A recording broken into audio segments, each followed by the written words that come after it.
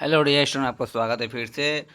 प्राचीन इतिहास में जो मैं क्वेश्चन लेकर आया हूँ बहुत ही इम्पोर्टेंट है और उस क्वेश्चन का एनालिसिस भी नीचे किया गया है, तो आप लोग देख सकते हैं इस वीडियो के माध्यम से। तो चलिए मैं पहला क्वेश्चन देख लेता हूँ, प्राचीन इतिहास से है।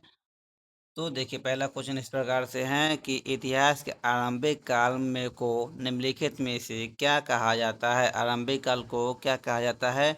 तो पूरा पाषाण काल कहा जाता है। ऑप्शन नंबर ए बिल्कुल राइट हो जाएगा, ठीक है ना। इसका डिफिनीशन देखिए, एनालिसिस में यहाँ लिखा हुआ, आप एनालिसिस भी पढ़ सकते हैं। इसमें एनालिसिस भी किस प्रकार से है जो आप पढ़ सकते हैं। चलिए हम आगे दूसरी क्वेश्चन को चलते हैं।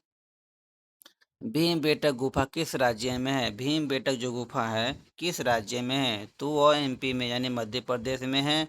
मध्य प्रदेश की प्रसिद्ध भीमबेटका गुफाएं भोपाल में 45 किलोमीटर दक्षिण में स्थित है। यह प्रौद्योगिक इतिहास काल का प्रहरी होने के साथ ही भारतीय स्थापना काल का अनुपम खजाना है, ठीक है ना। चलिए आगे तीसरे नंबर देख लेते हैं। किस कलयुग में पत्थर और औजार सबसे पहले पाए गए थे? बताइए किस काल या युग में, किस काल या युग में बताइए। तो बी नंबर का ऑप्शन बिल्कुल बिल्कुल राइट, बी हो जाएगा। पूरा पाषाण काल में हुआ था इसका निर्माण, जो यहाँ पर देख सकते हैं इन बारीकी से समझाया गया। आप लोग देख सकते हैं, वीडियो को पॉज करके भी समझ सकते हैं, रोक सकते देख सकते हैं। तो चलिए हम आगे देख लेते हैं इसका जो भी क्वेश्चन होने वाला है आगे 4 नंबर में। सिंधु घाटी सभ्यता के शहरों की गलियाँ थी। क्या गलियाँ थी? तो ऑप्शन नंबर चौड़ी और सीधी गलियाँ थी। ठीक है, सिंधु सभ्यता के शहरों में गलियाँ चौड़ी और सीधी होती थी। यह थी कि यहाँ की सड़कें पूर्व से पश्चिम एवं उत्तर से दक्षिण की ओर जाती हुई थी, एक दूसरे से समकोण पर काटती थी, ठीक है ना। निम्नलिखित में कौन सभ्यता के अपने नजर नियोजन के प्रसिद्ध है? बताइए। ऑप्शन नंबर ए बिल्कुल राइट, सिंधु घाटी सभ्यता हो जाएगा। इसका आप लोग देख सकते हैं, यहाँ पढ़ भी सकते हैं। सिंधु घाटी सभ्यता की प्रमुख विशेषता नगर योजना के में माना जाता है। यहाँ नगर के कस्बे एवं निश्चित योजना के अनुसार बसाए जाते हैं। हड़प्पा में एवं और मोहनजोदड़ो सिंधु सभ्यता के दो प्रमुख नगर थे। हड़प्पा नामक पूर्व स्थल सर्वप्रथम ज्ञात होने का कारण इसके हड़प्पा सभ्यता के नाम से भी जाना जाता है। चलिए 6 नंबर देख लेते हैं। हड़प्पा और मोहनजोदड़ो के खंडहर निम्नलिखित में से किस नदी के तट पर पाए जाते हैं? बताइए। ऑप्शन नंबर, तो देखिए यह अब पाए जाते हैं हड़प्पा रावी नदी के किनारे पर, जबकि मोहनजोदड़ो सिंधु नदी के किनारे पाए जाते हैं। तो हड़प्पा तो थे वो रावी नदी के ऑप्शन में दिया गया है, ठीक है ना। चलिए आगे देख लेते हैं 7वें क्वेश्चन की ओर। सिंधु घाटी सभ्यता के निम्नलिखित स्थानों में से कौन सा स्थान सिंधु नदी के किनारे पर स्थित है? बताइए। तो ऑप्शन है बिल्कुल राइट, बी मोहनजोदड़ो के किनारे पे स्थित है। जब लोग देख सकते हैं यहाँ पे लिखा भी हुआ है, पढ़ भी सकते हैं। आगे देख लेते हैं 8 में। सिंधु घाटी सभ्यता की लिपि कौन सी थी?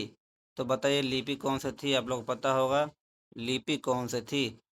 तो सी नंबर अज्ञात लिपि थी, यानी सिंधु घाटी सभ्यता में 64 मूल चिन्ह 250 से 400 तक अक्षर थे, जो सेलखिरी के आयकार मुहावरे तांबे की गुटिकाओं आदि पर मिलते हैं। यह लिपि चित्रकार थी।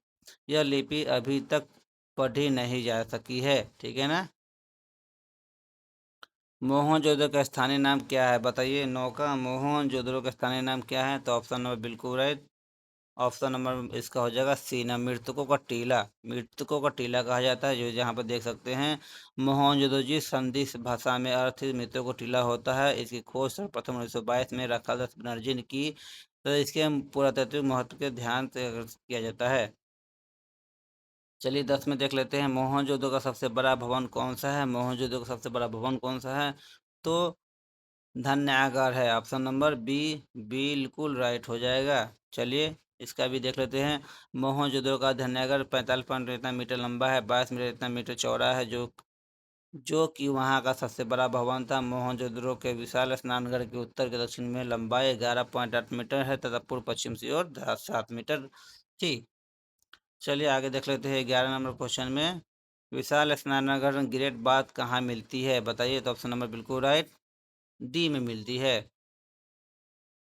सिंधु घाटी के लोगों को एक महत्वपूर्ण रचना निम्नलिखित में से किस मूर्ति का है? बताइए। 12 का बिल्कुल राइट, बी नंबर हो जाएगा, नृत्य करती हुई बालिका है। चलिए आगे देख लेते हैं।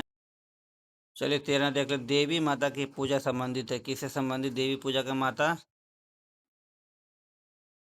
देवी पूजा के माता किससे संबंधित है? बिल्कुल राइट, सी नंबर, सिंधु घाटी सभ्यता से संबंधित, ऑप्शन नंबर सी हो जाएगा। चलिए आगे देखते 14 में, सिंधु घाटी सभ्यता का पतन का नगर पतन कौन सा है बताइए? पतन नगर कौन सा है? तो बिल्कुल राइट, बी में लोथल है, जो यहाँ भी देख सकते हैं इसका लिखा हुआ है। चलिए 15 नंबर देख लेते हैं। लोथल नामक स्थल पर निम्नोक्त सभ्यताओं से किसका जहाजी मालघाट था बताइए? तो ऑप्शन नंबर बिल्कुल राइट, ए हो जाएगा, सिंधु घाटी। निम्नलिखित में कौन सा सिंधु घाटी सभ्यता का एक बंदरगाह शहर माना जाता है बताइए? Option number B, Lothal. आगे देखते हैं, सिंधु घाटी सभ्यता में काले बंगा निम्नलिखित में किससे प्रसिद्ध है बताइए? किससे प्रसिद्ध है? तो मिट्टी के पात्र से प्रसिद्ध है, मिट्टी के पात्र से प्रसिद्ध है, जो देख सकते हैं लिखा हुआ है। चलिए आगे देख 18 में देख लेते हैं।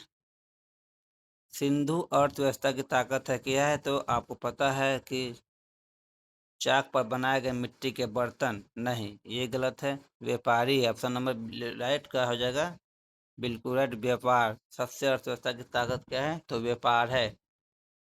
चलिए आगे देखते हैं 19 नंबर क्वेश्चन का।